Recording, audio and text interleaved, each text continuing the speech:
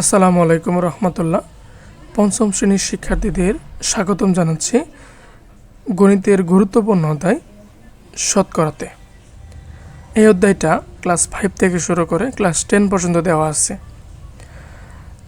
এখন ভালোভাবে বুঝতে পারলে পরবর্তী ক্লাসে ওটা কাজে লাগবে। এই অধ্যায়টার উদাহরণ এবং অনুসরণীর যতগুলো প্রশ্ন দেওয়া আছে সবগুলো আমি ধরে ধরে করানোর চেষ্টা করব এবং বুঝিয়ে দিব। যেহেতু অনেকগুলো অঙ্ক দেওয়া আছে, বুঝতে একটু সময় লাগবে এবং একটু মনোযোগ দিয়ে দেখলে আশা করি ভালোভাবে বুঝতে পারবা। তাহলে শুরু করা যাক। শতকরা। শতকরা এমন একটি ভগ্নাংশ যার লব হচ্ছে 1 এবং হর হচ্ছে 100। ঠিক আছে, একেই বলা হয় 1%। আর শতকরাকে এই পার্সেন্ট দ্বারা প্রকাশ করা হয়। আমরা প্রায়ই বলি যে আমার ফোনে চার্জ আছে 20%। 20% মানে কি, যে 20/100। এর মানে কি, যে 100-র ভিতরে কতটুকু আছে, যে এটা যা দ্বারা প্রকাশ করা হয় এটাই হচ্ছে কি শতকরা। 20% মানে কি 100-র ভিতরে আমার 20 অংশ আছে। আবার যদি বলি যে 30% চার্জ আছে, এর মানে কি 100-র ভিতরে 100 অংশের ভিতরে চার্জ আছে কতটুকু, 30 অংশ। ঠিক আছে, এখন দেখো নিচের দিকে আসলে তোমাদের বইটা পার্সেন্ট প্রতীকটি হচ্ছে শতকরা প্রতীক। আর শতকরা হলো এমন একটি ভগ্নাংশ যার লব 1 এবং হর হচ্ছে কি 100। এখন দেখো 1%। 1% মানে কি 1/100। এখন একে দেখো দশমিক নিয়ে আসছে, মানে ভাগ করে দিছে। ভাগ করে কি দিলে কি হবে, 100 দ্বারা ভাগ করতে হবে কাকে, 1-কে। এখন দেখো 100-কে কি 1 দ্বারা ভাগ করা যাবে না, তাহলে প্রথমে 0 দ্বারা গুণ করি। 0 বিয়োগফল হচ্ছে 1, একটা দশমিক দেই, দশমিক পরিবর্তে কি লেখা যাবে, 0। এখন কি আবার গুণ করা যাবে, মানে ভাগ করা যাবে না, আবার 0 দ্বারা গুণ করি, তাহলে 0 বিয়োগফল কত হবে, 0 1। এখন যেহেতু দশমিক দিয়ে ফেলছি, একটা 0 নেওয়া যাবে, আরেকটা 0 নেওয়া যাবে, তাহলে 1 দ্বারা গুণ করলে পাওয়া যাবে হচ্ছে কি 100 এবং বিয়োগফল কত হবে 0, ভাগফল কত হবে 0.01। এখন যদি আমার বলতো যে ভাইয়া 2% মানে কি, 2% মানে হচ্ছে কি 2/100। এটা ভাগ করলে কত হবে 0.02। ঠিক আছে, অনুরূপভাবে তোমাদের প্রশ্নে দেওয়া আছে 1% ভাগ করে দিয়েছে 15%, 67%, 100%। ঠিক আছে, আবার 100% সমান কত, 100%। এর মানে কি লব কত 100 আর হর হচ্ছে কত 100। 100 দ্বারা 100-কে ভাগ করলে পাওয়া যাবে 1। ঠিক আছে, এরপরে দেখো 1 নাম্বার বলছে যে খালি ঘর পূরণ করি ও শতকরা অংশ রং করি। আমরা আগে পূরণ করি, পরে রং করি। দেখো 37%, এর মানে কি লবে হচ্ছে 37 আর হরে হবে কত 100। তাহলে 37-কে 100 দ্বারা ভাগ করলে পাওয়া যাবে 0.37। তাহলে কি এই 37 অংশটুকু কি করবা, রং করবা। ঠিক আছে, আচ্ছা। এরপরে 2 নাম্বার দেখো, নিচের শতকরাগুলোকে সাধারণ ও দশমিক ভগ্নাংশে প্রকাশ করি। প্রশ্ন প্রথমে দেওয়া আছে 80%। 80% মানে কি 80/100 আর ভাগ করলে কত হবে 0.80 বা 8 দিলেও হবে। 74%, এর মানে কি 74/100 সমান কি 0.74। 81%, 81/100 সমান কি 0.81। ঠিক আছে, এবার দেখো এটা একটু ভালোভাবে বুঝতে হবে। নিচের ভগ্নাংশগুলোকে পার্সেন্ট ব্যবহার করে প্রকাশ করি। এখন দেখো 36/100 আছে, এর মানে কি 36%। খ নাম্বার কি বলছে 27/50। এখন 27/50 আমাদের প্রথম শর্তই কি, যে হরে কি হতে হবে 100 হইতে হবে। তাহলে 100 হতে গেলে কি দ্বারা গুণ করতে হবে, 2 দ্বারা গুণ করতে হবে। প্রথম আগে দেখবা যে হরে গুণ কোন কি দ্বারা করতে, যেটা হর দিয়ে গুণ করছো এটা লব দিয়ে গুণ করবা। তাহলে 50-কে 2 দ্বারা গুণ করলে হবে 100, 27 দিয়ে হচ্ছে 54 সমান কি 54%, বুঝছো? 54%, আমি কিন্তু লিখে দিতেছি। তারপর দেখো 26 ডিভাইডেড বাই 20, 26 ডিভাইডেড বাই 20। তাহলে দেখো 100 নিয়ে আসতে হলে 3 গুণ করতে হবে, 5 দ্বারা গুণ করতে হবে না?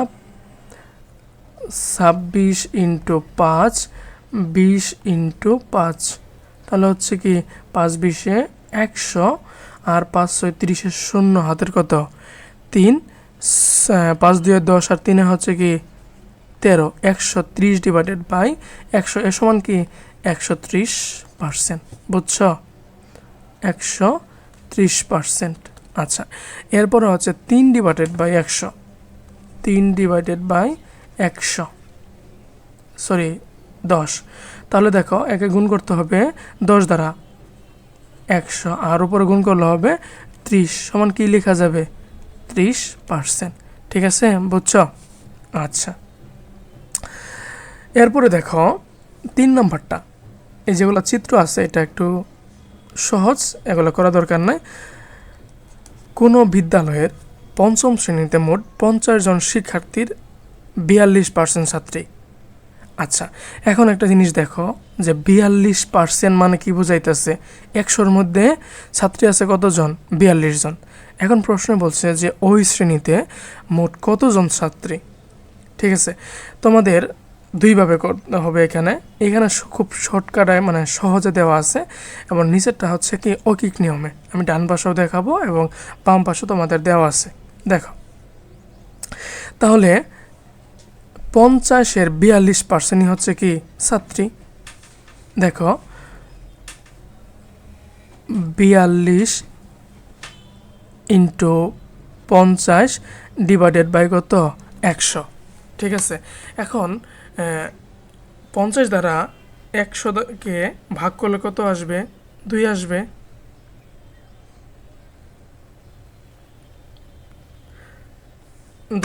দেখো 2, আর 42-কে 2 দ্বারা ভাগ করলে কত পাওয়া যাবে? 21 জন। ঠিক আছে, তাহলে এই ফাঁকা করে কত হবে? 21 জন, বুঝছো? এখন আসো ঐকিক নিয়মে। এদের প্রত্যেকটা অঙ্ক আমি ঐকিক নিয়মে করার চেষ্টা করব, কেননা তোমাদের বইয়ে ঐকিক নিয়মটা মানে দেওয়া নাই, অনেকেই ঐকিক নিয়মটা করে না, আর যেটা পরবর্তী ক্লাসগুলোতে ঐকিক নিয়মটা বেশি লাগে। আচ্ছা, এখন দেখো ঐকিক নিয়মে, তাহলে 100 জন শিক্ষার্থীর মধ্যে ছাত্রী সংখ্যা কতজন? 42 জন। তাহলে একজন শিক্ষার্থীর মধ্যে ছাত্রী সংখ্যা কত হবে? কম হবে না? তাহলে 42 ডিভাইডেড বাই 100। আচ্ছা, আবার 50 জন শিক্ষার্থীর মধ্যে ছাত্রী সংখ্যা এবার একটু বেশি না, বেশি হলে কি গুণ হবে? তাহলে 42 ইন্টু 50 ডিভাইডেড বাই 100। তাহলে এর ভাগফল কত হবে? মানে গুণ ভাগ করলে কত পাওয়া যাবে? পাওয়া যাবে হচ্ছে 21 জন। ঠিক আছে, ক্লিয়ার?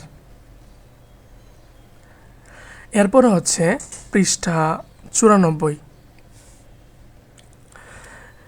সখীপুর গ্রামের মোট জনসংখ্যা হচ্ছে 1230 জন, যার মধ্যে 80% লোক হচ্ছে কি কৃষিজীবী, তার কৃষি কাজ করে। এখন প্রশ্ন বলছে যে ক নাম্বার, কৃষিজীবী লোকের সংখ্যা নির্ণয় করো। আচ্ছা, এর মানে কি 1280 এর 80%ই হচ্ছে কৃষিজীবী না? এই যে দেখো 1280 এর 80% হচ্ছে কি, তাহলে 80 ইন্টু 1280 ডিভাইডেড বাই কত 100, বুঝছো? এখন দেখো এই সংখ্যাগুলোর ডান পাশে একক স্থানীয় অঙ্ক কি আছে? শূন্য আছে। এই পাশে একক স্থানীয় অঙ্ক শূন্য আছে, আর একক স্থানীয় অঙ্ক শূন্য থাকলে এটা 2 দ্বারা বিভাজ্য, মানে ভাগ করা যাবে। এখন দেখো আমরা যদি 10 দ্বারা ভাগ করি, এটা কত পাওয়া যাবে? 8 10 80, আর 10 10 কত 100। ঠিক আছে, এখন আবার 0 দ্বারা যদি 10 দ্বারা যদি 1280-কে ভাগ করি, তাহলে পাওয়া যাবে হচ্ছে 128। ঠিক আছে,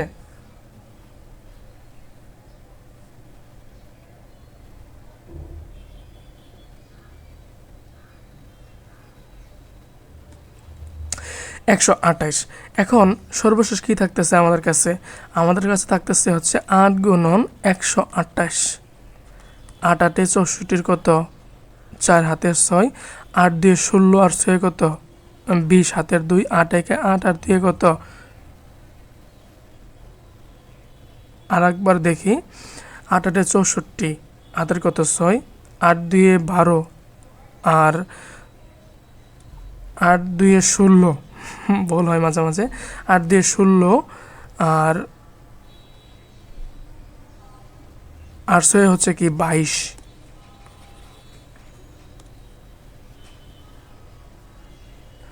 22 2, হাতের হচ্ছে 2, 8 1 8 আর 2 হচ্ছে কি 10।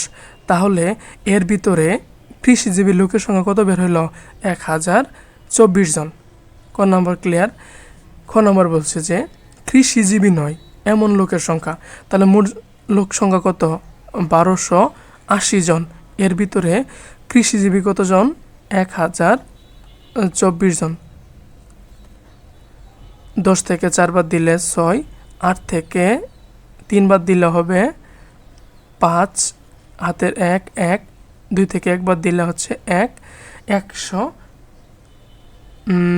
এখানে তো হবে না, 256 জন। ঠিক আছে, তাহলে কৃষিজীবী লোকের সংখ্যা কত জন? মানে কৃষিজীবী নয় এমন লোকের সংখ্যা হচ্ছে 256 জন। ঠিক আছে, আচ্ছা। এরপরে দেখো 4 নাম্বারটা কি বলছে, যে একটি বাগানের মোট 30টি গাছের মধ্যে 12টি ঔষধি গাছ আছে। তাহলে বাগানে শতকরা কতটি ঔষধি গাছ আছে?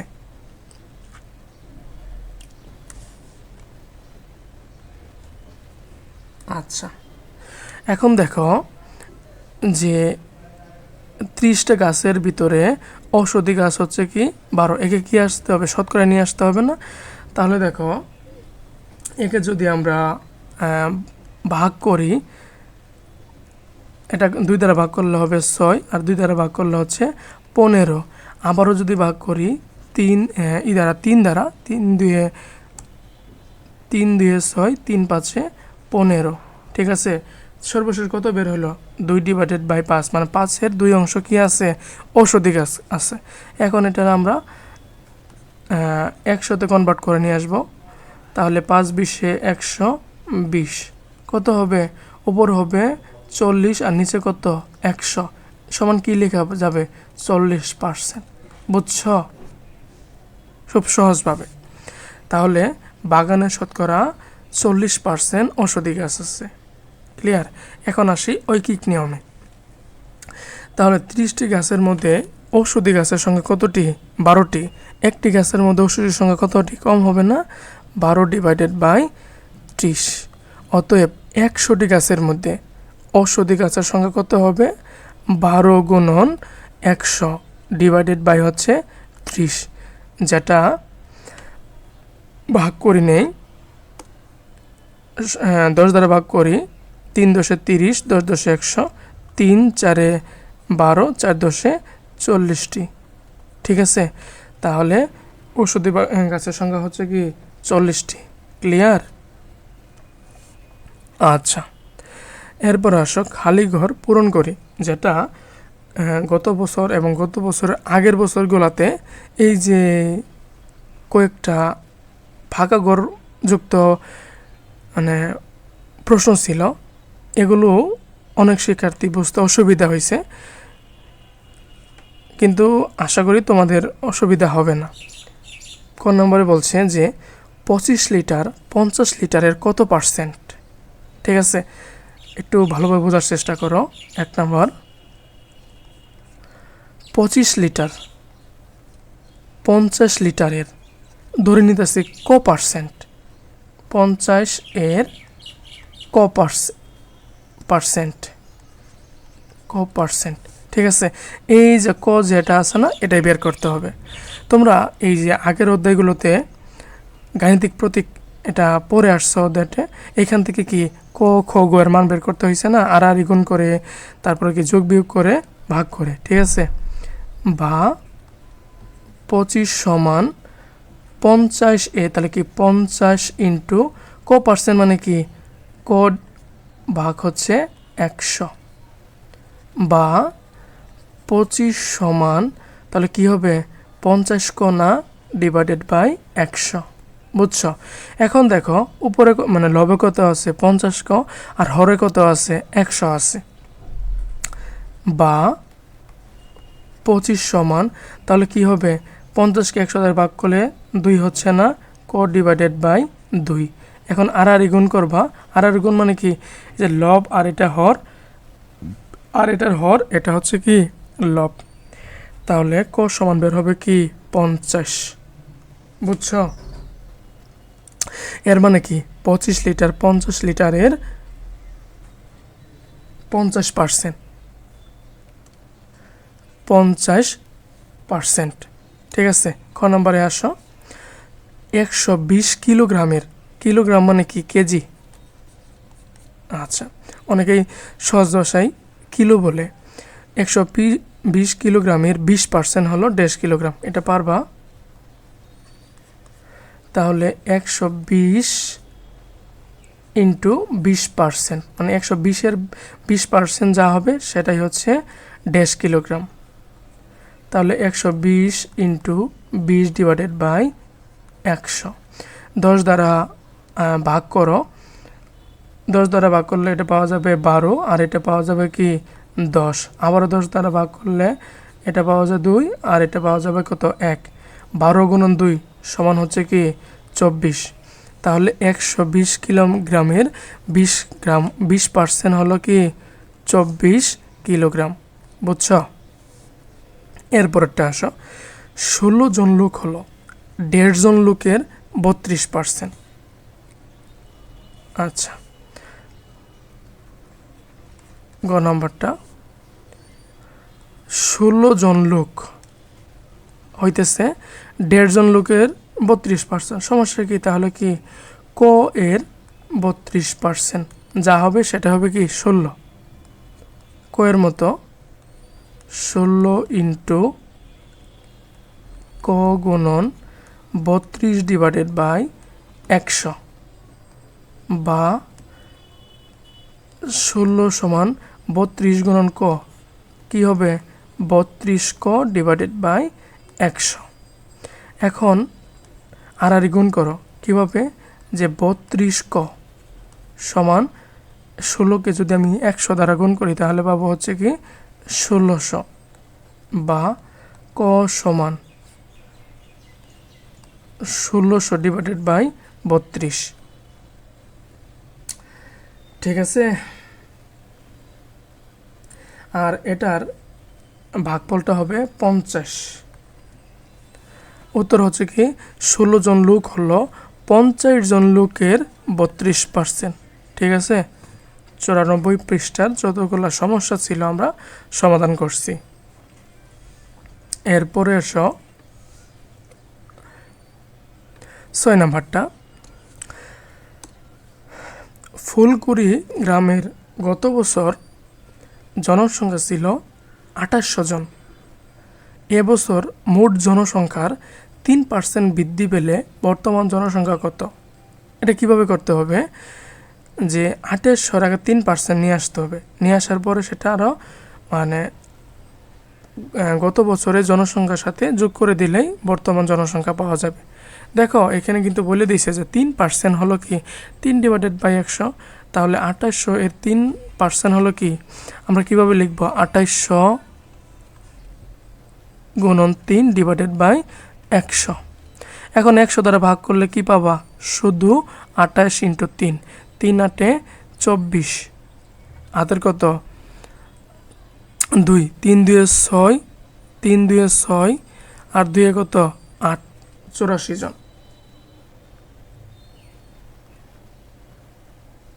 ঠিক আছে, তাহলে 2800 এর 3% মানে কি 84 জন।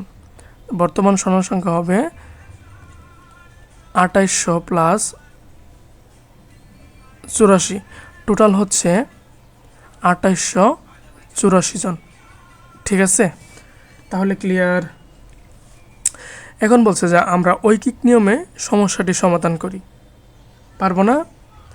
এখন আমরা দেখি যে 3% বৃদ্ধি পাইছে, এর মানে কি 100 জন জনসংখ্যার ভিতরে বৃদ্ধি পেয়েছে, 100 জনে বৃদ্ধি পেয়েছে 3 জন।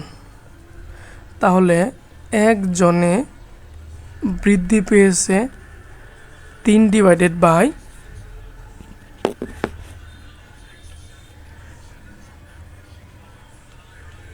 100 জন, অতএব 2800 জনে বৃদ্ধি পেয়েছে, এবার বেশি 3 ইন্টু 2800 ডিভাইডেড বাই 100।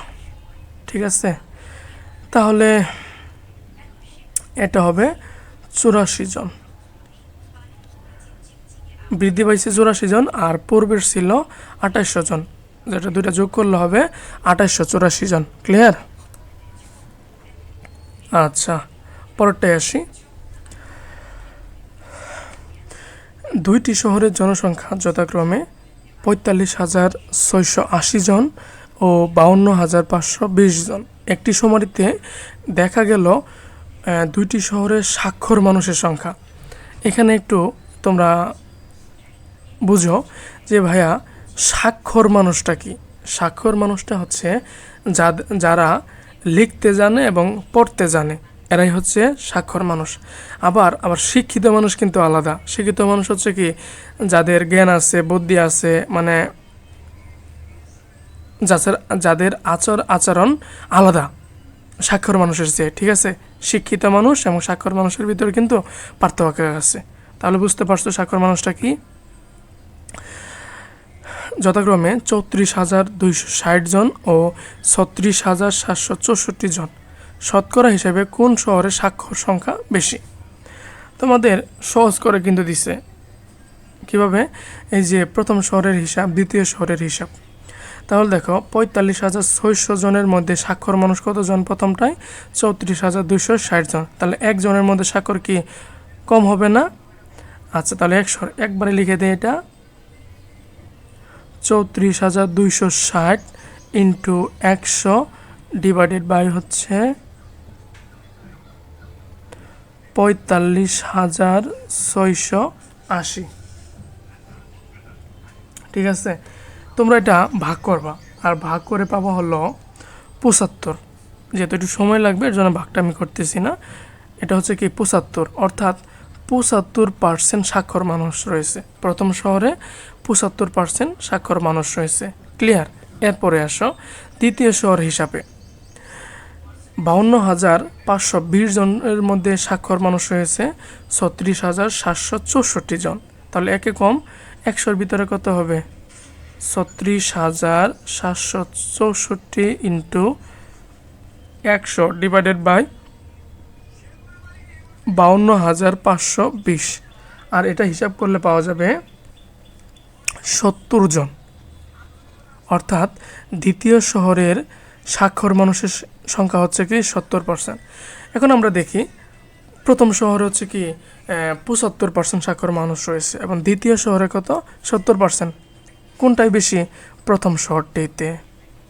ঠিক আছে, আচ্ছা, এরপরে দেখো এখন হচ্ছে কি লাভ ক্ষতি। আচ্ছা, আমরা তো লাভ বুঝি। লাভটা কি? যদি ক্রয় মূল্যের চেয়ে বিক্রয় মূল্য বেশি হয় সেটাই হবে কি লাভ। আর ক্ষতি কি? যে ক্রয় মূল্যের চেয়ে যদি বিক্রয় মূল্য কম হয় সেটাই হবে ক্ষতি। এখন দেখো এইখানে কিন্তু বলে দিছে যে ক্রয় মূল্য থেকে বিক্রয় মূল্য বেশি হলে লাভ হয়, আর লাভ সমান কি? বিক্রয় মূল্য মাইনাস ক্রয় মূল্য। আর ক্ষতি হবে কি? ক্রয় মূল্য মাইনাস বিক্রয় মূল্য। এখন একটা কিন্তু বলার কথা বলে দিছে যে লাভ বা ক্ষতি সবসময় ক্রয় মূল্যের উপর হিসাব করা হয়। এই কথাটা আরও নিচের দিকে অঙ্কগুলোতে বুঝতে পারবে বেশি পরিমাণে। দেখো একটা প্রশ্ন বলছে যে কি ভাইয়া, একজন ফল বিক্রেতা 1 ডজন কলা, মানে 12টি কলা 50 টাকা দরে কিনে বাজারে তা 58 টাকা দরে বিক্রি করলো। তাহলে কি লাভ হয়েছে না? এখন বলছে তার শতকরা কত টাকা লাভ হয়েছে। ঠিক আছে, আচ্ছা আমরা আস্তে আস্তে নিচের দিকে অঙ্কগুলোতে করি। নিচে একটা অঙ্ক বলছে কি, একটি কলম 50 টাকায় ক্রয় করে 56 টাকায় বিক্রি করলে কত পার্সেন্ট লাভ হবে? আবার বলছে যে একটি খাতা 15 টাকায় ক্রয় করে 12 টাকায় বিক্রি করা হলে কত পার্সেন্ট ক্ষতি হবে। তাহলে শুরু করি। দেখো, ক্রয় মূল্য হচ্ছে 50 টাকা আর বিক্রয় মূল্য হচ্ছে 56 টাকা। তাহলে লাভের পরিমাণ কত? 6 টাকা।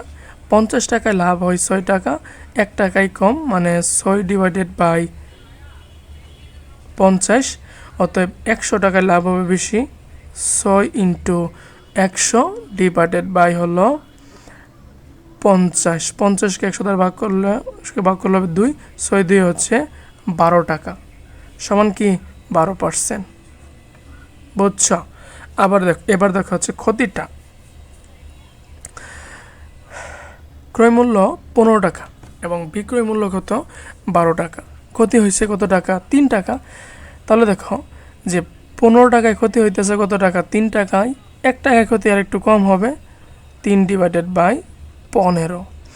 এখন 100 টাকায় ক্ষতি হবে একটু বেশি, 3 ইন্টু 100 ডিভাইডেড বাই 15। 3 15কে ভাগ করলে 5, 5 দ্বারা 100কে ভাগ করলে পাওয়া যাবে 5 20 100, অর্থাৎ 20 টাকা সমান 20% ক্ষতি হয়েছে। বুঝছ? তারপরেও কোনো কিছু বুঝতে অসুবিধা হলে কমেন্টে জানাইও, আমি দেখব। এরপরে দেখো 2 নম্বরটা। কাশেম একটি গরু ক্রয় করে 22% লাভে 85,400 টাকায় বিক্রি করলেন। গরুটি ক্রয় মূল্য কত? বুঝছ? এই অঙ্কটা তোমাদের অনুশীলনীতে আছে, এটা একটু ভালো করে বুঝো। গরু ক্রয় করছে কিন্তু ক্রয় মূল্য কিন্তু প্রশ্নে দেওয়া নাই, শুধু বলে দিছে যে ক্রয় মূল্যের 22% লাভে বিক্রয় মূল্যটা দেওয়া আছে। এখন 22% লাভ কি ভাইয়া? 22% লাভ হচ্ছে, তুমি যদি ধরে নাও ক্রয় মূল্য 100 টাকা, এটা ধরে নিলা। এখন এই 100 এর 22% কি লাভ হয়েছে, তাহলে 22% লাভে বিক্রয় মূল্য সমান 100 প্লাস 100 এর 22%, 100 ইন্টু 22%, মানে 100 এর 22%। ঠিক আছে, তাহলে 100 প্লাস 100 ইন্টু 22% মানে কি 22 ডিভাইডেড বাই 100, 100 100। তাহলে কত থাকবে? 22, 122, দুটো যোগ করলে হবে কি 122 টাকা। তোমরা বুঝছো? এরপরে যদি থাকে যে 30% লাভে, তাহলে কি 100 প্লাস 30%। আমার যদি বলতো যে 22% ক্ষতিতে বিক্রয় মূল্য, তাহলে কি করতাম আমরা? 100 থেকে আমরা 100 এর 22% বাদ দিতাম। ঠিক আছে, আচ্ছা এখন তুমি দেখো যে বিক্রয় মূল্য,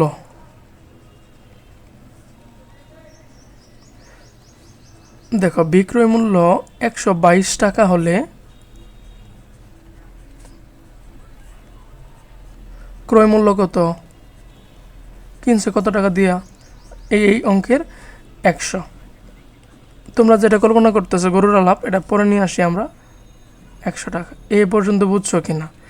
এই ভাইয়া আমি আবারও রিপিট করতেছি। ধরে নিতেছি ক্রয় মূল্য 100 টাকা।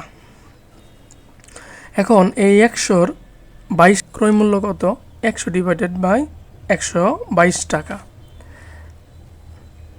বিক্রয় মূল্য 85,400 টাকা হলে ক্রয় মূল্য বেশি হবে। 100 ইন্টু 85,400 ডিভাইডেড বাই কত?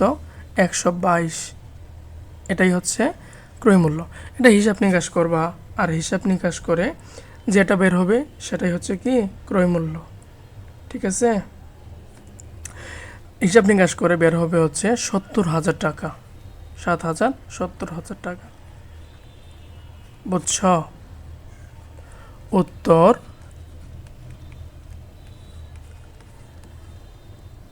70,000 টাকা।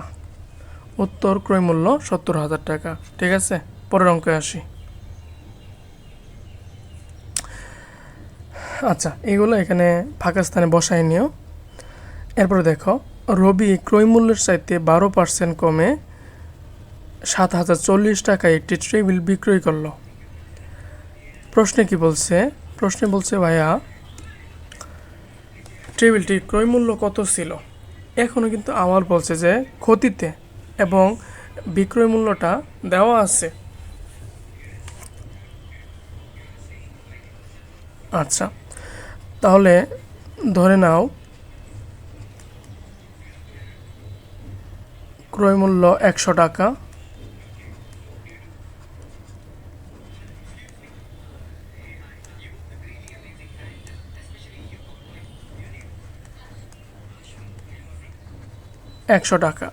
এখন বলছে 12% কমে, মানে কি ক্ষতিতে 12% কমে বিক্রয় করছে। তাহলে 12% কমে বিক্রয় মূল্য কত হবে? 100 মাইনাস 100 এর 12%, মানে কি সহজ ভাষায় 12 দ্বারা বিয়োগ করে দিবা। 100 মাইনাস 12, 100 থেকে 10 বাদ দিল 90, 2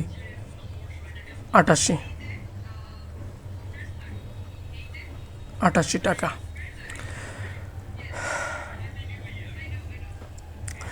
বিক্রয় মূল্য দেখো, বিক্রয় মূল্য 88 টাকা হলে ক্রয় মূল্য কত? ক্রয় মূল্য 100 টাকা। বিক্রয় মূল্য 1 টাকা হলে বিক্রয় মূল্য হচ্ছে 7,040 টাকা হলে ক্রয় মূল্য হচ্ছে 100 divided by 100 into 7,040 divided by হচ্ছে 88।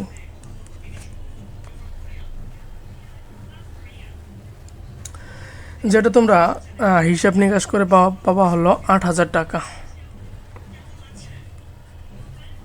বুঝছো? তাহলে 1 নম্বরও শেষ, উদাহরণ এটাও শেষ। আচ্ছা, এখন আসো মুনাফা, তারপর হচ্ছে বার্ষিক মুনাফা, আসল, এগুলা কি। এখন দেখো, মুনাফা হচ্ছে সহজ ভাষায় সুদ। এই যে, এবং বিনিয়োগকৃত টাকায় বলা হয় আসল।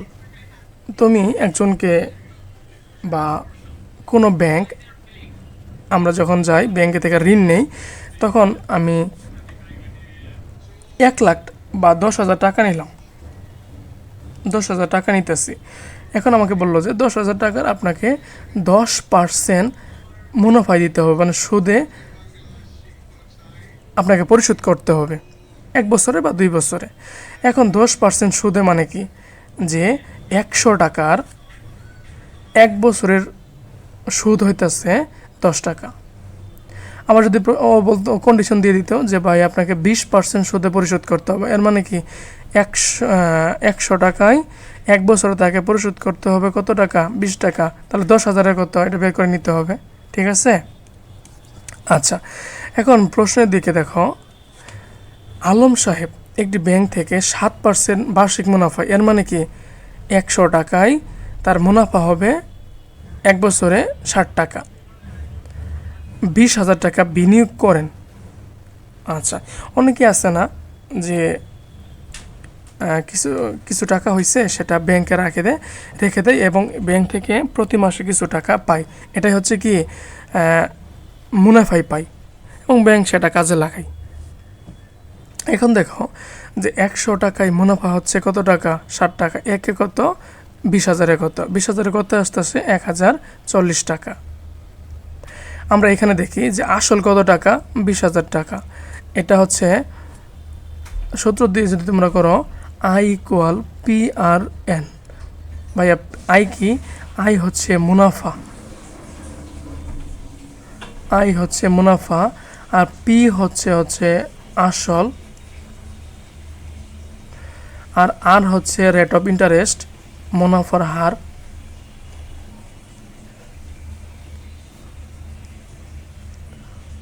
মুনাফার হার। আর এন হচ্ছে টাইম, সময়। ঠিক আছে, এবং এটা সহজ ভাষায় বলতে পারবা যে মুনাফা সমান আসল গুণন মুনাফার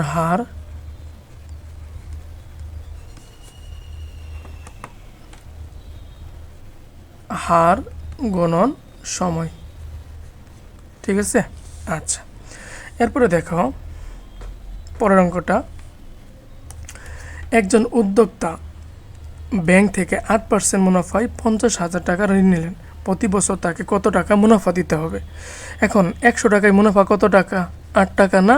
তাহলে 1 টাকায় মুনাফা কত হবে? 8 ডিভাইডেড বাই 100 টাকা। অতএব 50,000 টাকায় হবে 8 ইন্টু 50,000 ডিভাইডেড বাই 100, 0,000,000, 500। এর মান হইতেছে 5 8 40 আর 2টা শূন্য আছে, 4,000 টাকা। তাকে প্রতি বছর 4,000 টাকা মুনাফা দিতে হবে। ঠিক আছে,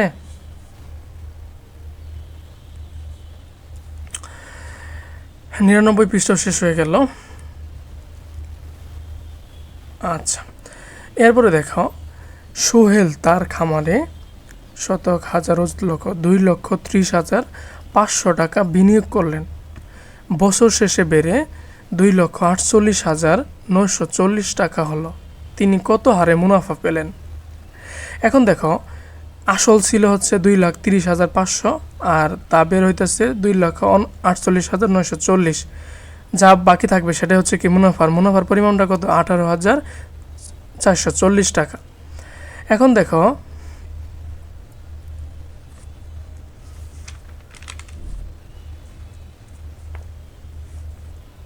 এটা আমাদের অকিক নিয়মে করি, তোমাদের বইয়ে এভাবে দেওয়া আছে, আমি অকিক নিয়মে করি।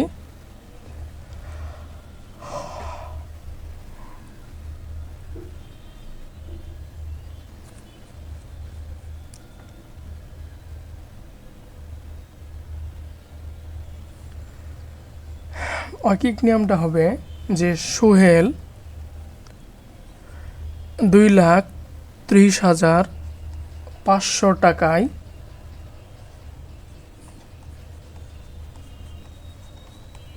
এক বছরে মুনাফা পায় বা পান কত টাকা পাইছে? 18,440 টাকা। তাহলে 1 টাকায় এক বছরে মুনাফা কম পাবে না? 18,440 টাকা। আবার 100 টাকায় এক বছরে মুনাফা একটু বেশি পাবে না? বেশি পাইলে গুণ 18,440 ইন্টু 100 ডিভাইডেড বাই হচ্ছে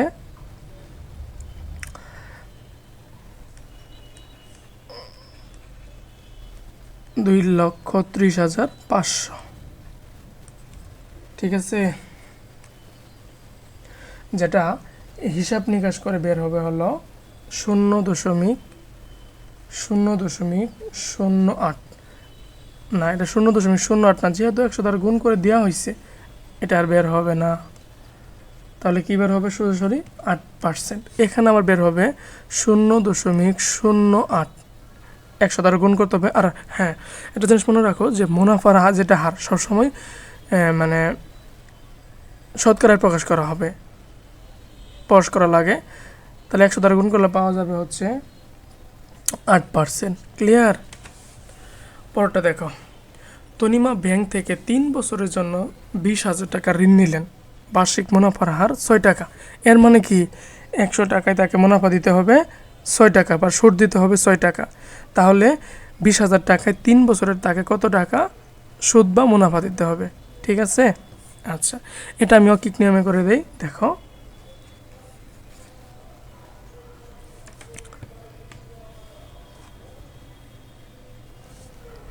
$100, তারপরে তোমাদের বইটা করে দিতেছি। 100 টাকায় 1 বছরের মুনাফা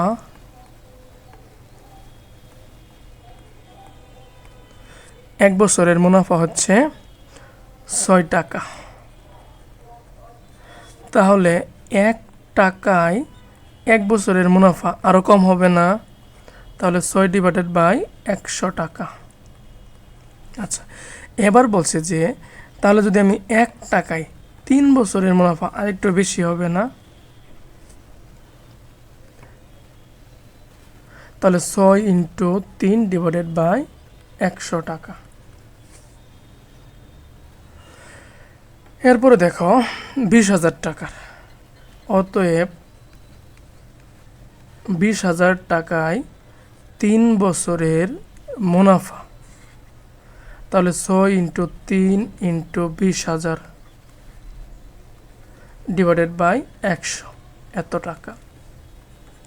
318 পরে হিসাব করি 000 যেটা সর্বশেষ আসবে হলো 318, 18 দ্বিগুণ হচ্ছে 36, আর 2টা শূন্য আছে, 3600 টাকা।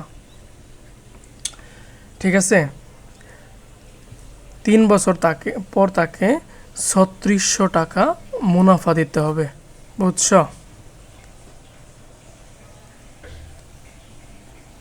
পরেরটায় আসি।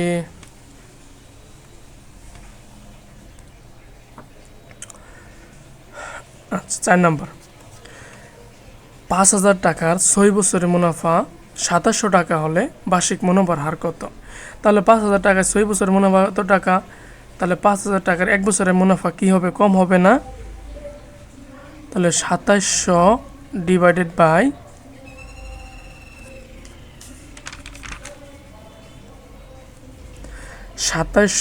বাই হচ্ছে 6। তাহলে 1 টাকায় এটা একটু কি বেশি হয়ে যাবে? না, বেশি না, আরও কম। এইটাই একটু আমার ঝামেলা লাগে। দেখো, আমি আবার রিপিট করতেছি যে 5,000 টাকায় যদি 6 বছরের মুনাফা 2700 টাকা হয়, তাহলে 5,000 টাকায় 1 বছরের মুনাফা কি কম হবে না? কম হলে ভাগ। এখন আমার বলছে যে 1 টাকা হলে আরও কম। তাহলে 2700 ডিভাইডেড বাই হচ্ছে 5,000 × 6। আচ্ছা, এবার বলছে 100 টাকা একটু বেশি হবে। 2700 × 100, 5,000 হচ্ছে 6, যেটা হিসাব নিকাশ করে বের হবে হলো 9 টাকা। আমি সময় স্বল্পতার জন্য ভাগগুলো করে দিতেছি না, এটা পারবা। তাহলে বার্ষিক মুনাফার হার হচ্ছে কত টাকা? 9 টাকা, এবং মুনাফার হার 9%। ঠিক আছে? আচ্ছা, এটা MCQতে আসবে, মানে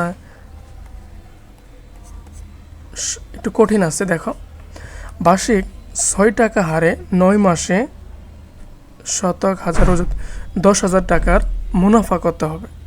এখন দেখো, 1 বছর সমান কত? 12 মাস না? তাহলে 100 টাকায় 12 মাসের মুনাফা কয় টাকা? 6 টাকা। 1 টাকায় 1 মাসের মুনাফা কি কম হবে না? 6/100।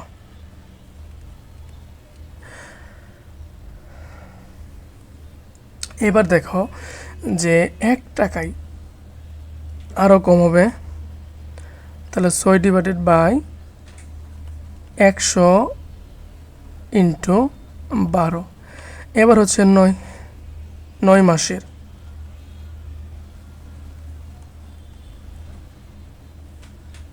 10,000 × 6 × 9 ডিভাইডেড বাই 100 গুণন 12। বুঝছো? আমি আবার রিপিট করতেছি যে 100 টাকায় 12 মাসের মুনাফা হচ্ছে 6 টাকা। তাহলে 1 টাকায় 12 মাসের মুনাফা কি কমবে না? 6/100। এরপর হচ্ছে 1 টাকায় 1 মাসের মুনাফা আরও কমবে। এবার বলছে যে 10,000 টাকা, তাহলে বাড়বে, এবং 9 মাস তাহলে আরও বেড়ে যাবে। ঠিক আছে, যেটা হিসাব মিশাস করে তোমরা বাবা হলো 450 টাকা, মুনাফা 450 টাকা। এটা চাকরির পরীক্ষাতেও আসে, যেটা তো তোমার দরকার নাই। এরপরে দেখো, এগুলো পারবা। এখন সরাসরি অনুশীলনে আসি, নিজে করি। তুমি নিজে করার চেষ্টা করবা, তারপরে যদি না পারো দেখবা। প্রত্যেকটা অঙ্কই কিন্তু অনুশীলনে দেওয়া আছে অনুরূপ। 1 নাম্বার কি বলছে যে সঠিক উত্তরের পাশে টিক চিহ্ন দাও। একটি সংখ্যার 50% 6 হলে সংখ্যাটি কত? তাহলে দেখো, একটি সংখ্যা মানে ক এর 50% সমান কত? 6। এখন বলছে যে সংখ্যাটি কত, তাহলে ক এর মানটা বের করো। তাহলে ক ইন্টু 50 ডিভাইডেড বাই কত হবে? 100 সমান হচ্ছে 6। ভাগ করো 2, এটা কি আসবে? ক ভাগ 2 আসবে না, সমান 6। তাহলে আর গুণ করো, অতএব ক সমান 6 2 12। একটি সংখ্যার 50% 6 হলে সংখ্যাটি কত? 12। ক নাম্বারে আছে। এখন দেখো, 12 এর 50%, তাহলে 12 এর 50% নিয়ে আসো। 12 ইন্টু 50 ডিভাইডেড বাই 100, 1 2। 6কে 2 দ্বারা ভাগ, 12কে 2 দ্বারা ভাগ করলে কত? 6। তাহলে আমাদের উত্তরটা সঠিক। এরপরে নিচের কোনটি সঠিক? এখন তোমরা প্রশ্নে দেখো, 9 ডিভাইডেড বাই 25 সমান 45%। প্রত্যেকটাকে 9 ডিভাইডেড বাই 25 আছে। তাহলে দেখো তো, 9 ডিভাইডেড বাই 25, এখন পার্সেন্ট আছে, তাহলে এটা 100তে নিয়ে আসতে হবে। 4 25 100, আর উপরে কত? 4 9 36 সমান কি হবে? 36% না? 36% কোথায় আছে? এই যে খ নাম্বারটা সঠিক। চিত্রের কত পার্সেন্ট জায়গায় রং করা আছে? 1 2 3 4 5।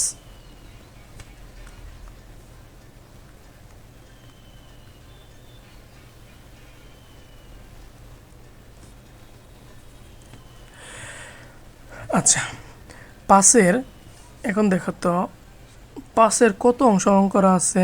3 অংশ। ইন্টু 5 20, 20। তাহলে 60 ডিভাইডেড বাই কত? 100 না? যদি আমরা এটা 100তে নিয়ে আসি, অতএব 60%। বুঝছো? 60%। গ নাম্বারটা আছে। 50 লিটারে 10% কত? তাহলে 50 ইন্টু 10%, 50 ইন্টু 10 ডিভাইডেড বাই 100, 1 2। 10কে 2 দ্বারা ভাগ করলে কত পাওয়া যাবে? 5। 50 লিটারে 10% হচ্ছে 5 লিটার। বুঝছো? 100%-এর অর্থ হলো, 100%-এর অর্থ 1 হলে 100%-এর অর্থ তো একই। কীভাবে? 100 ডিভাইডেড বাই 100 সমান হচ্ছে 1। এখন 150%-এর অর্থ কী? তাহলে 150 ডিভাইডেড বাই 100, 10 দ্বারা ভাগ করো। 15 ডিভাইড বাই 10, 15 ভাগ থাকবে কত? 10। 15কে 10 দ্বারা ভাগ করলে পাওয়া যাবে 1.5। খ নম্বরে আছে। তাহলে এই 5টা কি বুঝতে পারছো? জানায়ও। এরপরে বলছে, পাশের ছবিতে, পাশে আমরা কি দেখতে পাচ্ছি? আম দেখতে পাওয়া যাইতেছে।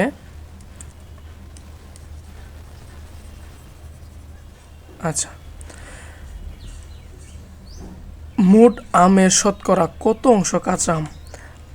মোট আম দেখি, 1 2 3 4 5 6 7 8 9 10 11 12 13 14 15 16 17 18 19 20 21 22 23। মোট আম আছে কতটা?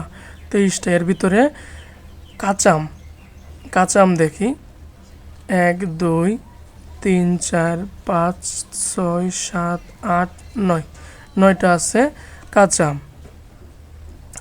একে শতকরা নিয়ে আসতে হবে 9/23 ইন্টু 100%।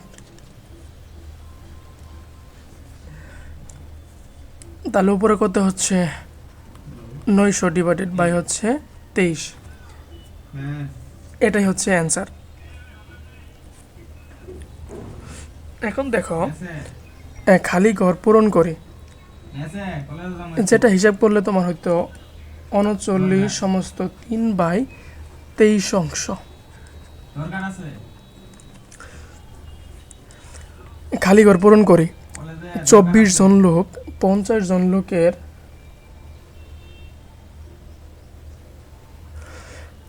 দেখো 24 জন লোক 60 জন লোকের 10%।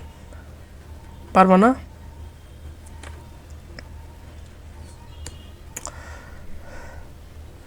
তাহলে 24 হচ্ছে 60 জন লোকের ক পার্সেন্ট ধরে নিলাম। 24 ইন্টু 60 ক ডিভাইডেড বাই 100, 10 দ্বারা ভাগ করলে পাওয়া যাবে 6, 10 10 100, বা 24 সমান 6 ক ডিভাইডেড বাই 10 গুণ করি 240 সমান হচ্ছে 6 ক। বাকি থাকবে কি ক, 4 6 24 আর 0 কয়ের মান কত 40। 24 জন লোক 60 জন লোকের 40%। ক্লিয়ার? বুঝতে পারছো? আচ্ছা, 650 টাকার 165% হলো 1.5 টাকা। তাহলে 650 ইন্টু 165%,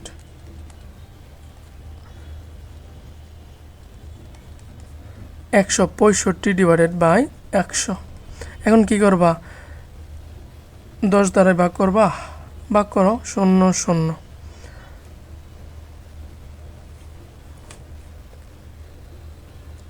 যেটাতে তোমাদের দশমিক আসবে, বুঝছো?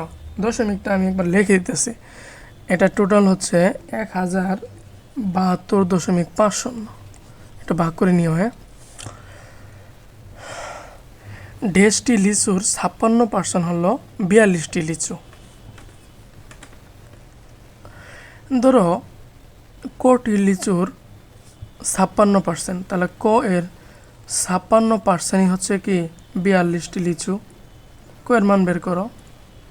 তাহলে সহজ ভাষায় 56 ক ডিভাইডেড বাই 100 সমান 42, বা 56 ক সমান কত 4200। অতএব ক সমান হচ্ছে 4200 ডিভাইডেড বাই হচ্ছে 56। তোমরা ভাগ করে পাবা হলো 75। অতএব 75টি লিচুর 56% হচ্ছে 42টি লিচু। তাহলে 1 2 3 সমস্যা আছে? আশা করি নাই।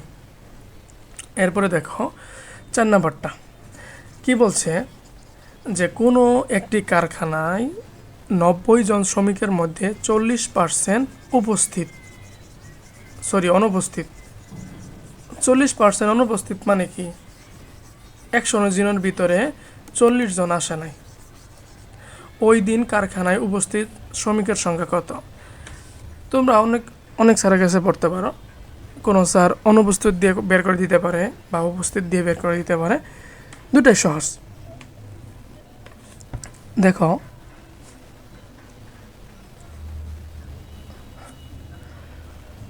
দেখো 4 নাম্বারটা,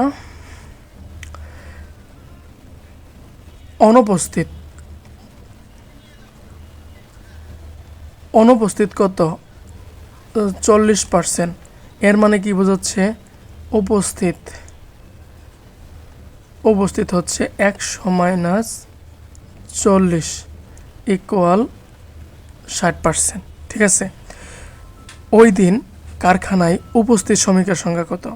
এখন তুমি যদি অনুপস্থিতি বের করো তাও করতে পারবা, উপস্থিত দিয়ে যদি করতে চাও তাও করতে পারবা। এখন 60% মানে কি, 100 জনের ভিতরে উপস্থিত হচ্ছে 60 জন। 100 জনের মধ্যে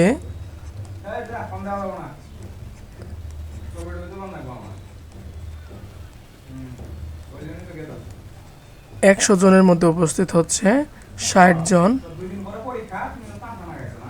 1 জনের মধ্যে উপস্থিত কত হবে? 60 ডিভাইডেড বাই 100 জন। অতএব 90 জনের মধ্যে উপস্থিত, একটু বেশি হবে না? তাহলে 60 ইন্টু 90 ডিভাইডেড বাই হচ্ছে 100, 0 0 0 0 6 9 54 জন।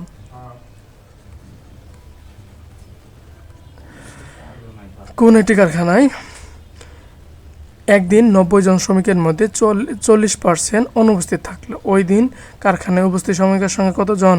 54 জন। পারলাম? 5 নাম্বারটা আসি। 5 নাম্বারটা কি বলছে যে ভাইয়া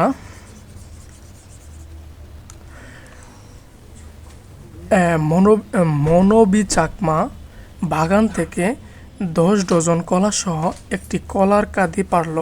পেরে দেখলো কাঁদিতে 25% কলা পচা বা নষ্ট। তাহলে ভালো কলার সংখ্যা কত? এখন দেখো যে 1 ডজন সমান ডজন সমান কতটি জানো?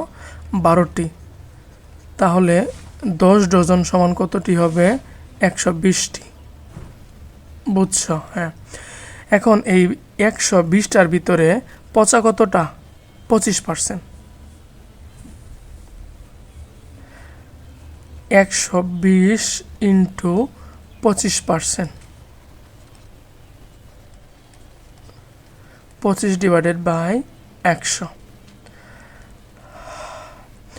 5 দ্বারা ভাগ করো। 5 20 হচ্ছে 100, 5 5 25, একবার 5 4 20,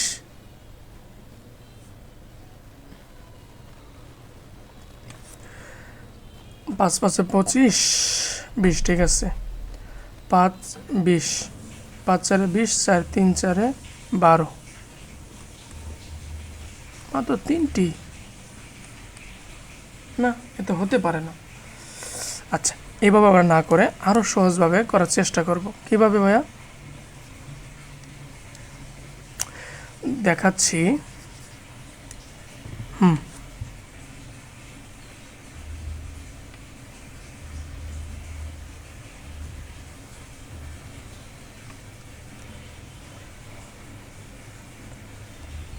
ভালো কলার সংখ্যা,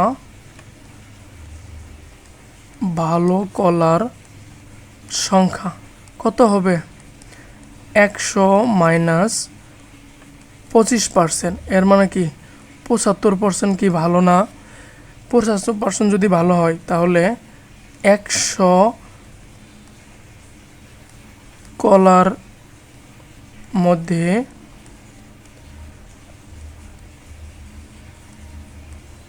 ভালো কলা কতটি? 75টি। তাহলে একটি কলার মধ্যে ভালো কলা কি? একটু কম, 75 ডিভাইডেড বাই 100টি। আবার 120টি কলার মধ্যে ভালো কলা 75 ইন্টু 120 ডিভাইডেড বাই হচ্ছে 100, 0 0 মানে 10 দ্বারা ভাগ করে নিলাম।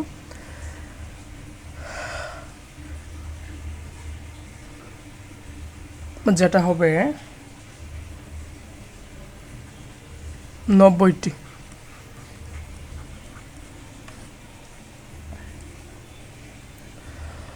5 2 10, 5 একবার 2 5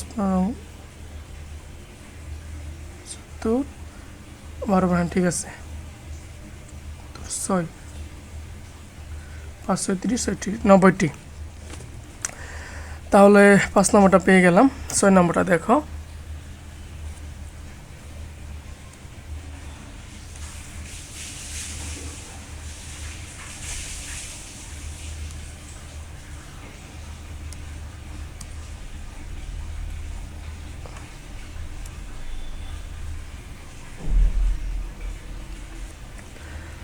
ছয় নাম্বারটা দেখো, বার্ষিক 13% মুনাফায় কোনো ব্যাংক থেকে কিছু টাকা ঋণ নিয়ে 1 বছর পর 8,840 টাকা মুনাফা দেওয়া হলো। এখন বলছে প্রশ্নে যে আসল কত টাকা ছিল।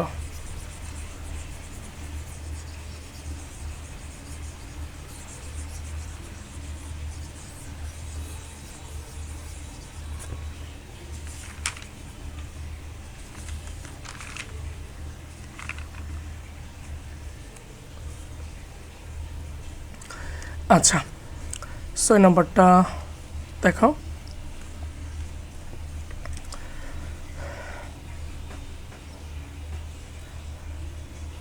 দেওয়া আছে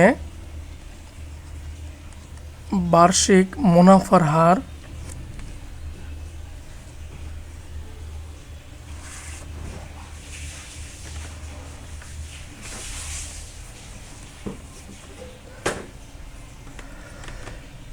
বার্ষিক মুনাফার হার 6%, 6% না 13% দেওয়া আছে।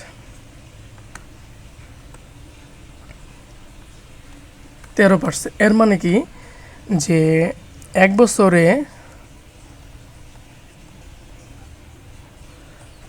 13 টাকা মুনাফা হয়, 13 টাকা মুনাফা হয় না, মুনাফা হয় না, মুনাফা হলে লেখাটা সুন্দর আসবে, কথাটা সুন্দর হবে। 1 বছরে 13 টাকা মুনাফা হলে আসল হচ্ছে 100 টাকা, তাই তো? 100 টাকা আমরা কি লিখতাম যদি আমাদের মুনাফা বের করতে বলতো, তো আমরা কি লিখতাম যে 100 টাকায় মুনাফা হয় 13 টাকা, একে কত 8,000 বা যেটা দেওয়া থাকতো সেটা। 1 বছরে 13 টাকা মুনাফা হলে আসল হচ্ছে 100 টাকা। তাহলে 1 বছরে 1 টাকা মুনাফা হলে আসল কমে আসবে 100/13। আবার বলছে যে এবার কত মুনাফা পাইছি, বেশি না, অতএব 8,840 না,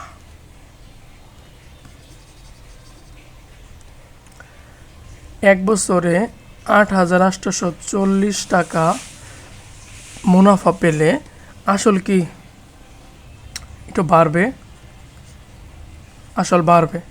8,840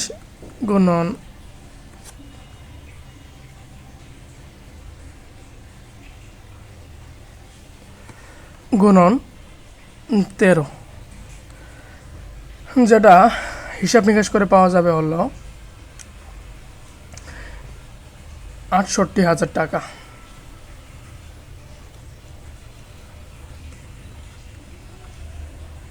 ঠিক আছে, বুঝতে পারছো? তোমরা এটা সূত্র দিয়ে করতে পারতা। কিভাবে ভাইয়া? এখন কি বের করা লাগতো? তোমরা জানো যে I = PRN। এখন আমাদের লাগবে কি, এই যে পি এর মানটা হচ্ছে আসল, বা P = I/RN।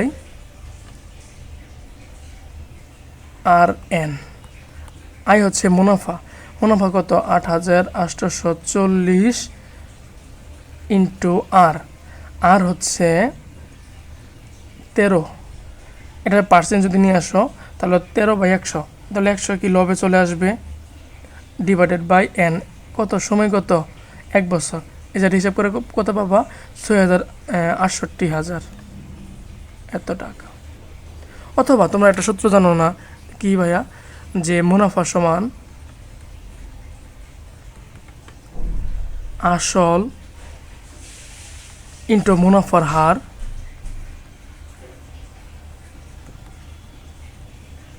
গণন সময়। এইখান থেকে তোমরা মুনাফা আসল বের করে নিতে পারবা। ঠিক আছে, এরপরেরটা দেখো,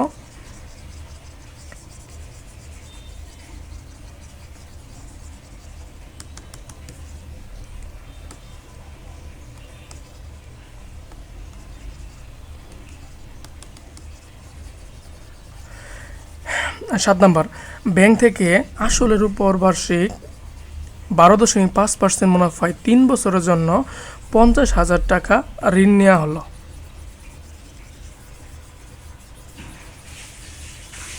এখন বলছে মুনাফায় 3 বছর জন্য 50,000, 3 বছর পর মোট কত টাকা পরিশোধ করতে হবে। ঠিক আছে, তাহলে আমাদের কাজ কি, মুনাফা বের করতে হবে এবং মুনাফার সাথে যেটা আসল 50,000 এটা যোগ করে দিতে হবে। ঠিক আছে, 7 নাম্বার, বার্ষিক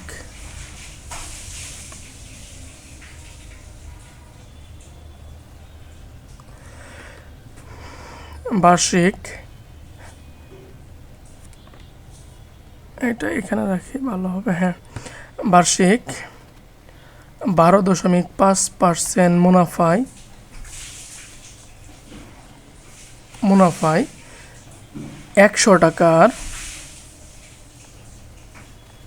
টাকার 1 বছরের মুনাফা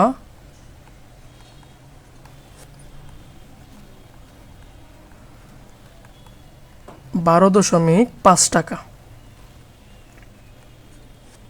তাহলে 1 টাকার 1 বছরের মুনাফা কি কমবে না? 12.5 ডিভাইডেড বাই 100 টাকা। আবার 50,000 টাকার 50,000 টাকার কয় বছর? এই যে 3 বছরের জন্য। তাহলে 3 বছরের মুনাফা বেড়ে যাবে না? 12.5 ইন্টু 50,000 ইন্টু হচ্ছে 3 ডিভাইডেড বাই 100, যেটা হিসাব নিকাশ করে বের হবে 18,750 টাকা। তাহলে মুনাফা হচ্ছে 8,750 টাকা। এখন তাকে মোট পরিশোধ করতে হবে, অর্থাৎ 3 বছর পর মোট পরিশোধ করতে হবে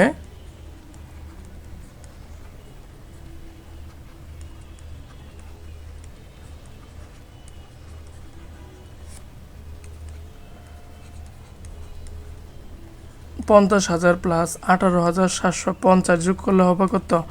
68,750 টাকা তাকে পরিশোধ করতে হবে। ঠিক আছে, বুঝতে পারছো? বুঝতে পারলে ভালো, অনেক ভালো। তাহলে পরেরটায় আসি। ঠিক আছে,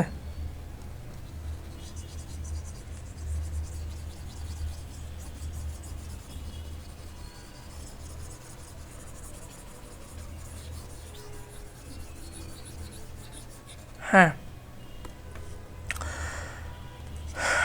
8 নম্বর, একটি দোকানে 3,200 টাকার পণ্য 20% কমে বিক্রয় করা হলে পণ্যটির বিক্রয় মূল্য কত?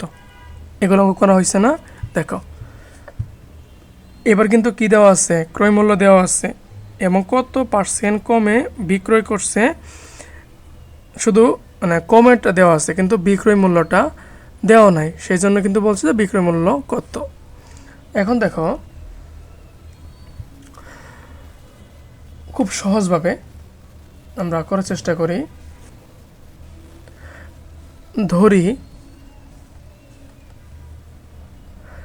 পণ্যটার ক্রয় মূল্য হচ্ছে 100 টাকা।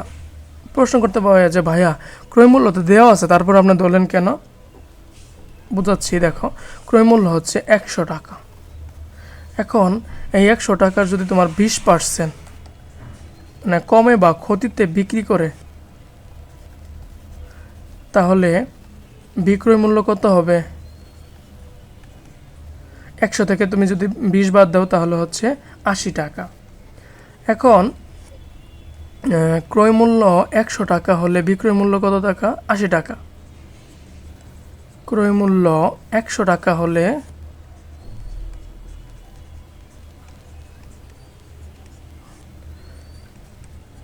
বিক্রয় মূল্য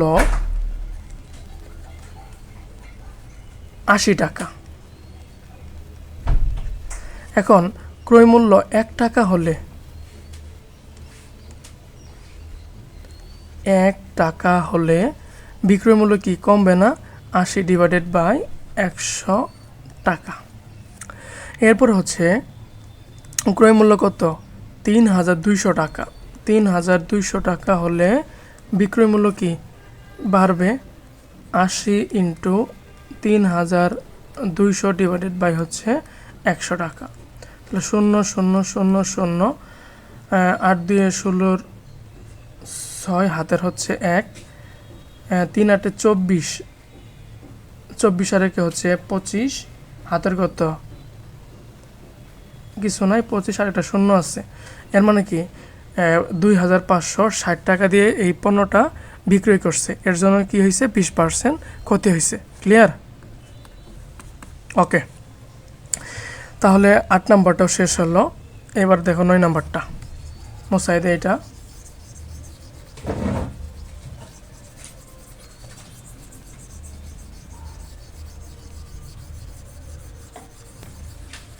আচ্ছা, এখন দেখো ৯ নম্বরটা। একজন বিক্রেতা কৃষকের কাছ থেকে সবজি কিনে 40% লাভে ৬,৩০০ টাকায় বিক্রয় করলেন। মানে কত টাকা কিনছে সেটা কিন্তু বলে নাই, শুধু বলছে যে 40% লাভে। তাহলে সবজির ক্রয় মূল্য কত ছিল? এটা পারবা এই নিয়মে, তাহলে করে দেওয়া লাগবে না। ১০ নম্বর দেখো, ১৫০ টাকায় একটি জিনিস ক্রয় করে কত দামে বিক্রয় করলে 30% লাভ হবে?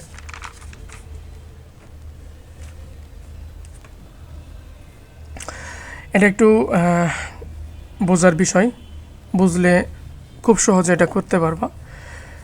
১৫০ টাকায় একটি জিনিস ক্রয় করে কত টাকায় বিক্রয় করলে 30% লাভ হবে? তাহলে দেখো ১৫০ এর 30% কত আসে দেখো তো। ১৫০ ইন্টু 30 ডিভাইডেড বাই ১০০, ০,০০,০০, ৩/১৫ হচ্ছে কি ৪৫ টাকা। তাহলে ১৫০ এর 30% হচ্ছে কি ৪৫ টাকা। এখন এই জিনিসটা কিনছো কত টাকা দিয়ে? ১৫০ টাকা দিয়ে কিনছো না? তাহলে ১৫০ প্লাস ৪৫ সমান হচ্ছে কি ১৯৫ টাকা। তুমি যদি এটা ১৯৫ টাকায় বিক্রি করতে পারো তাহলে তোমার বিক্রয় মূল্য মানে ক্রয় মূল্য থেকে কি হবে? 30% লাভ হবে। বুঝতে পারছো? আচ্ছা, এটা হচ্ছে খুব মানে শর্টকাটে করা যায়। এখন আসি ঐকিক নিয়মে। ধরি ক্রয় মূল্য ১০০ টাকা, 30% লাভে বিক্রয় মূল্য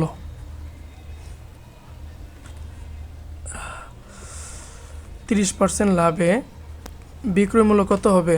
১৩০ টাকা না? আচ্ছা, এখন এই যে ১০০ টাকার পণ্য তোমাকে বিক্রি করতে হবে কত টাকা দিয়ে? ১৩০ টাকা দিয়ে, তাহলেই 30% লাভ হবে। ১০০ টাকার পণ্য বিক্রি করতে হবে ১৩০ টাকায়, তাহলে ১ টাকার পণ্য বিক্রি করতে হবে ১৩০ ডিভাইডেড বাই ১০০ টাকায়। অতএব ১৫০ টাকার পণ্য বিক্রি করতে হবে ১৩০ ইন্টু ১৫০ ডিভাইডেড বাই হচ্ছে ১০০, ০,০০,০০, 13 গুণন ০,০০ বলতে কিন্তু আমি 10 দ্বারা কাটতেছি। একটা শূন্য দিয়ে যদি কাটি তাহলে মানে 10, আর দুটা শূন্য দিয়ে যদি কাটি মানে দুটা শূন্য যদি কাটাকাটি করি বুঝতে পারবো যে আমি মানে 100 দ্বারা কাটাকাটি করতেছি। 3টা হলে 1000। 13 গুণন 15, আর 13 আর 15 গুণ করলে পাওয়া যাবে 195। ঠিক আছে? তোমার যদি মনে চায় যে ভাই আমি নিচেরটা করবো, নিচেরটা করতে পারবা, আর এই যে সহজ যেটা আছে এটাও করতে পারবা। ঠিক আছে? তাহলে 10 নম্বর শেষ। এখন আসো 11 নম্বরটা কি বলছে। 11 নম্বরটা বলছে, আগে এটা মুছায় নেই।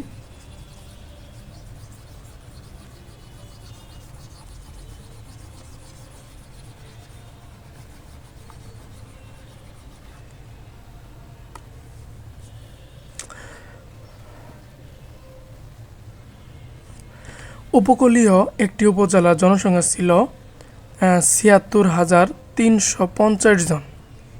সমুদ্র উপকূলে পানির উচ্চতা বৃদ্ধির কারণে 4% মানুষ অন্যত্র চলে যায়। এটাও কিন্তু সহজ। বর্তমানে ওই উপজেলার জনসংখ্যা কত? তাহলে তুমি কি করবা, ৭৬,৩৫০-এর 4% বের করবা। ৭৬,৩৫০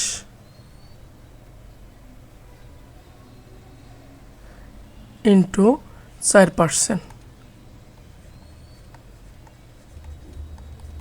4 ডিভাইডেড বাই 100, 0, 0।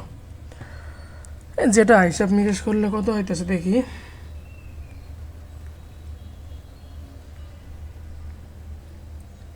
তোমার হিসাব নিকাশ করলে আসবে হলো ৩,০৫৪ জন, ৩,০৫৪ জন।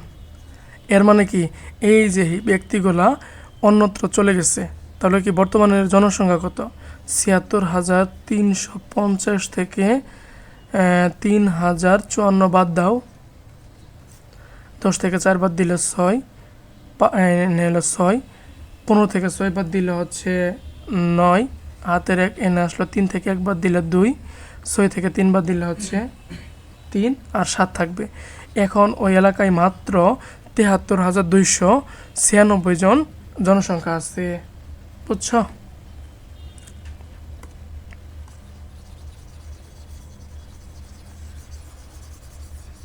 আচ্ছা, 11 নম্বরটাও শেষ হলো। এখন আসি আমরা 12 নম্বরটা। বার্ষিক 5% মুনাফায় 600 টাকা বিনিয়োগ করলে, বিনিয়োগ মানে কি, এটা আসল, 600 টাকা আসল, 5 বছরে মুনাফা সহ আসল কত হবে? তাহলে মুনাফা সহ আসল মানে কি, মুনাফা আর আসল যোগ করে দিলেই মুনাফা আসল হবে, ঠিক আছে? 12 নম্বরটা দেখো, বার্ষিক 5% মুনাফায়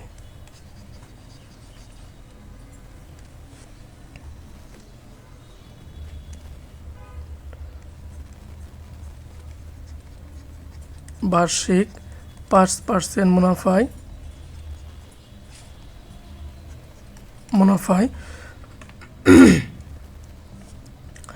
100 টাকার 1 বছরের মুনাফা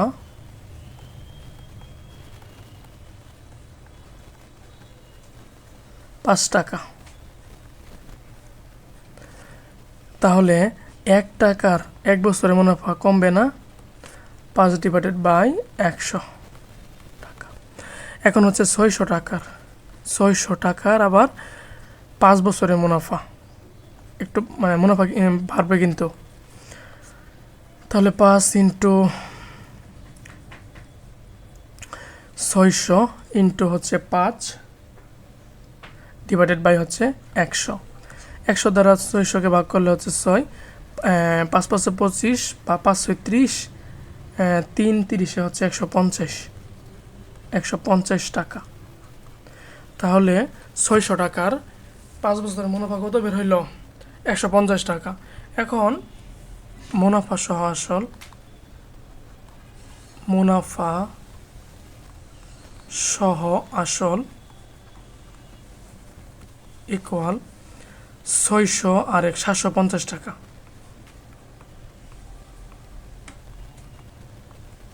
750 টাকা, ঠিক আছে, বুঝছো?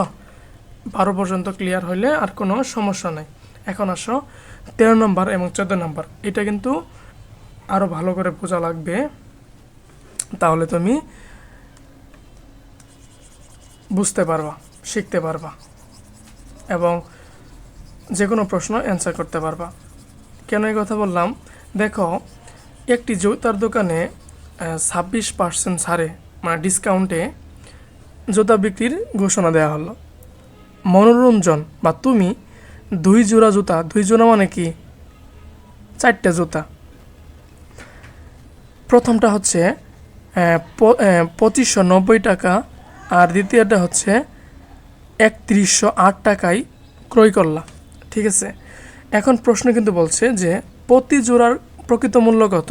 তাহলে এই যে 2590 টাকা এর আসল মূল্য কত, 3108 টাকার আসল মূল্য কত, এটা বের করতে হবে, ঠিক আছে?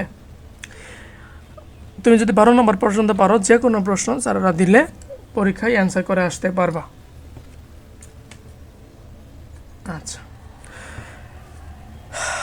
13 নাম্বার,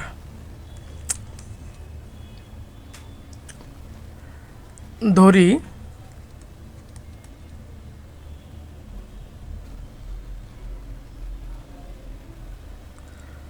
প্রকৃত মূল্য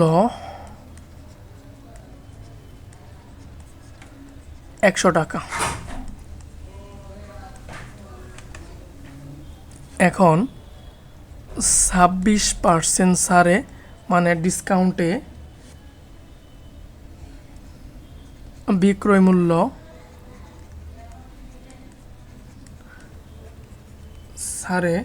বিক্রয় মূল্য কত হবে? 100 থেকে 26 বাদ দাও, বাদ দিলে পাওয়া যাবে হচ্ছে 74 টাকা। আচ্ছা, এখন তুমি একটা জিনিস দেখো যে এই যে মনোরঞ্জন নামে ব্যক্তিটা, সে যদি 74 টাকা দিয়ে ওই জুতাটা কিনে, তার প্রকৃত মূল্য কত ছিল? 100 টাকা ছিল। এই কথাটা বুঝতে পারছো? তাহলে আমরা লিখতে পারবো কি যে ভাইয়া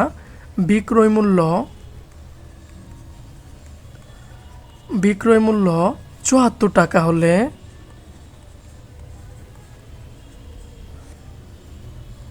প্রকৃত মূল্য কত? 100 টাকা। বুঝছো? এটাই না? তাহলে বিক্রয় মূল্য 1 টাকা হলে প্রকৃত মূল্য কত হবে? 100 ডিভাইডেড বাই 74 টাকা। আবার বিক্রয় মূল্য কত টাকা বিক্রি করছে তোমার কাছে? 2590। এই যে 2590 টাকা হলে প্রকৃত মূল্য কত হবে? 100 ইন্টু 2590 ডিভাইডেড বাই হচ্ছে 74। তুমি হিসাব নিকাশ করে পাবো হলো 3500 টাকা। আমি অঙ্কগুলো আগে নিজে করে রাখছি, এর জন্য যেহেতু তোমরা ভাগ গুণ পারো, এর জন্য আর এগুলো করতেছি না, ঠিক আছে? জাস্ট হিসাবটা লিখতেছি। তাহলে প্রথম জুতার প্রকৃত মূল্য কত টাকা? 3500 টাকা। প্রথম জুতার প্রকৃত মূল্য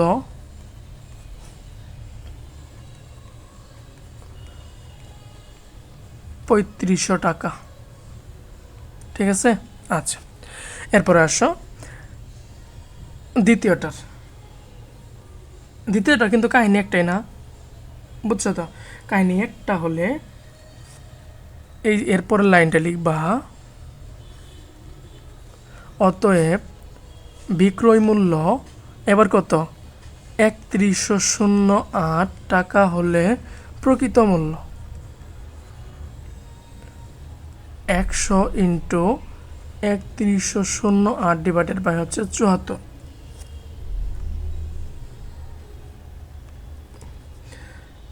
এবার হচ্ছে 4200 টাকা।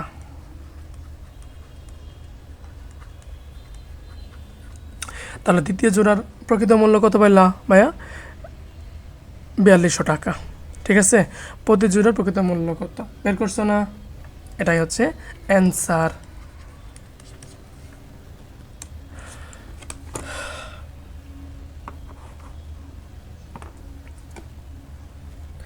এরপরে বলছে খ নাম্বারে দেখো, জুতা ক্রয় বাবদ কত টাকা সাশ্রয়ী হলো?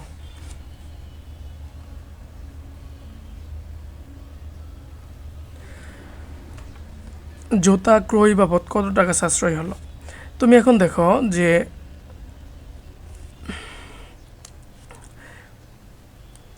প্রথম জুতায় বাম পাশে, তোমার প্রথম জুতায় তুমি সাশ্রয় পাইছ 3500 মাইনাস 2590, 0 10 থেকে 9 বাদ দিলে 1, 6 15 থেকে 6 বাদ দিলে 9, 3 910 টাকা পাইছ। আবার দ্বিতীয় জোড়ায় তুমি পাইছো হলো 4200 টাকা ছিল প্রকৃত মূল্য, 3108 অ্যাপেক্স বাড়াতে দেওয়া দরকার, এরকম ডিসকাউন্ট। 10 থেকে 8 বাদ দিলে হচ্ছে 2, 1। 10 থেকে 1 বাদ দিলে হলো 9, 1। 2 থেকে 1 বাদ দিলে 0, 1092 টাকা ডিসকাউন্ট তোমরা দিচ্ছে। বাহ! এখন তুমি যদি দুইটা যোগ করো ভাই কত পাবা? 0, 0, 2, 1 আর 9 হচ্ছে 10, হাতের 1, 1, 10, 0, 2। 2002 টাকা কি পাইছো? সাশ্রয় হয়েছে। কথা ক্লিয়ার? কথা ক্লিয়ার হইলে আশা করি তুমি এই গুরুত্বপূর্ণ অঙ্কটা বুঝতে পারছো। 26% না স্যার যদি না দিয়ে দিত যে 30%, যেভাবে হোক আশা করি পারবা। মশাই দিয়ে পরোটা করি।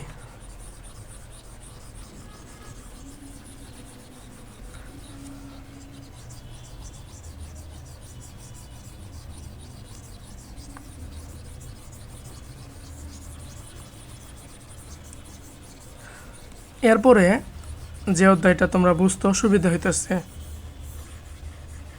সব টিচারের কাছ থেকে তো আর সবাই বুঝতে পারে না, আমার কাছ থেকেও যদি কেউ বুঝতে পারো তাহলে কমেন্টে জানেন যে ভাইয়া এরপরে কোন অধ্যায়টা বোঝাই দিলে তুমি ভালো করে বুঝতে পারবা। দেখো, মতিন সাহেবের সর্বশেষ প্রশ্ন, মতিন সাহেবের বার্ষিক আয় হচ্ছে 55,500 টাকা। তার মধ্যে তিনি 13,875 টাকা বাড়ি ভাড়া বাবদ ব্যয় করেন। কবির সাহেবের মাসিক আয় হচ্ছে 48,000 টাকা। তিনি বাড়ি বাবদ 14,400 টাকা ব্যয় করেন। প্রশ্ন দেখি, তাদের প্রত্যেকের আয়ের উপর বাড়ি বাবদ ব্যয় শতকরা প্রকাশ করি। আচ্ছা, আয়ের উপর, তাদের প্রত্যেকের আয়ের উপর মতিন এবং কবির।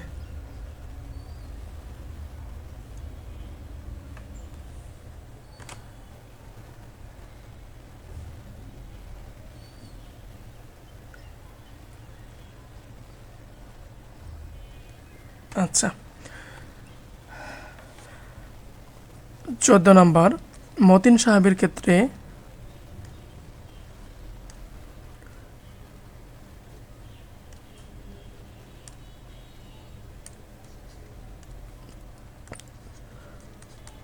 মতিন সাহেবের ক্ষেত্রে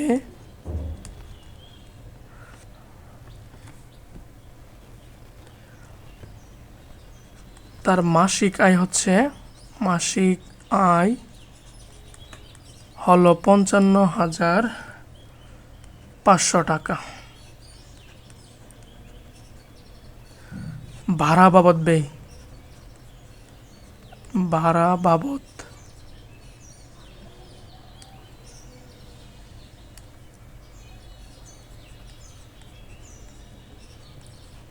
বাবদ ব্যয় করতেছে হলো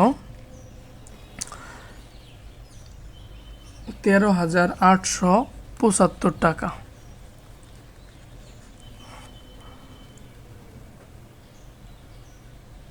তাহলে অতএব মতিন সাহেব বাড়ি বাবদ ব্যয় করেন মাসিক আয়ের 55,500 টাকা এর 13,875 ইন্টু 100%।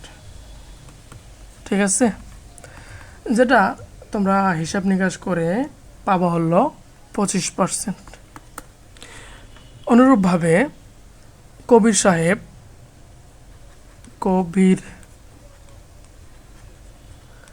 সাহেবের ক্ষেত্রে তার মাসিক আয় হচ্ছে 48 টাকা। এটাও একবারে করে দেই, 48,000 টাকা 14,400 ইন্টু 100%। এটা বের হবে হলো 30%। ঠিক আছে, তাহলে কবির সাহেবের হলো 30% এবং মতিন সাহেবের হচ্ছে 25%। ঠিক আছে, ক নাম্বার শেষ। খ নাম্বারে আসি, 2 জনের মধ্যে কে বাড়ি ভাড়া বাবদ শতকরা হারে বেশি টাকা ব্যয় করেন? এটা ব্যয় করতে হচ্ছে কবির সাহেব 30%। কবির সাহেব বেশি ব্যয় করতেছে মতিন সাহেবের চেয়ে। ঠিক আছে, আলহামদুলিল্লাহ। এই অধ্যায়ের যতগুলা প্রশ্ন ছিল আমি চেষ্টা করছি সমাধান করে দেওয়ার, তারপরেও যদি টুকটাক থাকে এটা নিজে করে নিও। এরপরে যদি কোনো অধ্যায় বুঝতে অসুবিধা হয় কমেন্টে জানাইও। আমি ইনশাল্লাহ সময় সুযোগ হাতে নিয়ে, যেহেতু খুব ব্যস্ত মানুষ, হাতে নিয়ে আমি সমাধান করার চেষ্টা করে দেব। দেখা হবে নতুন কোনো ভিডিওতে। ভালোভাবে পড়াশোনা করো, ইনশাল্লাহ ভালো ফল আসবে। আসসালামু আলাইকুম।